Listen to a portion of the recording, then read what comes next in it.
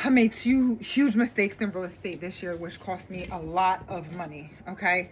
First mistake is this video. So I purchased a home for $350,000. It was a home that they built, that they owned for their entire lives. Her husband passed and she was moving so she could be closer to her kids.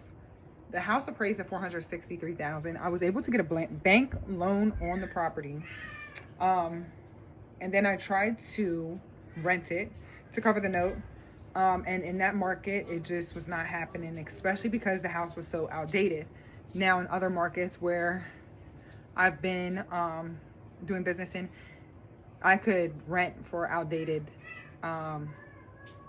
outdated apartment and still get rented because there was a high demand for renters in the area. Even for a larger house or a more expensive house, even if it's outdated, I would still be able to find renters.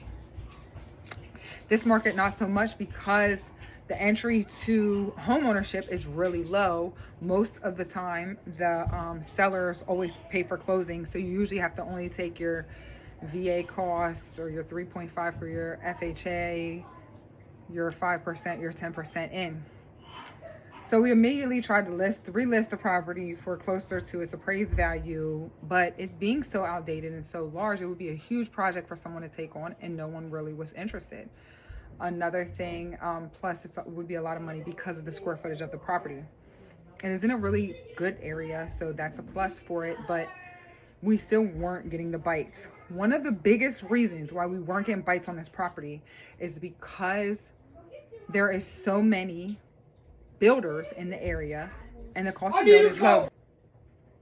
So in this area, there's a lot of builders, and the builders are low cost entry.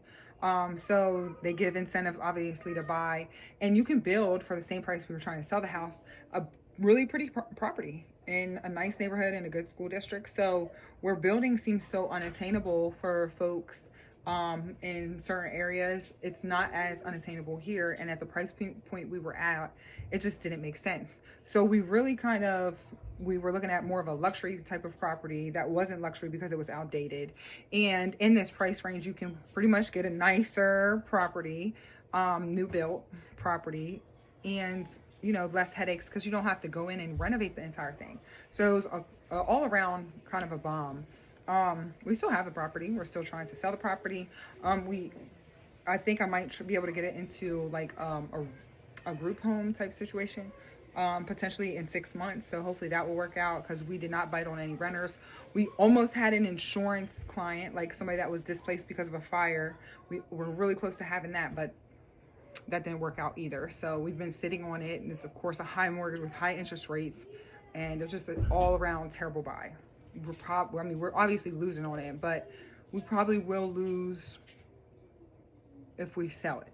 Like, we'll probably have to come to closing with payment.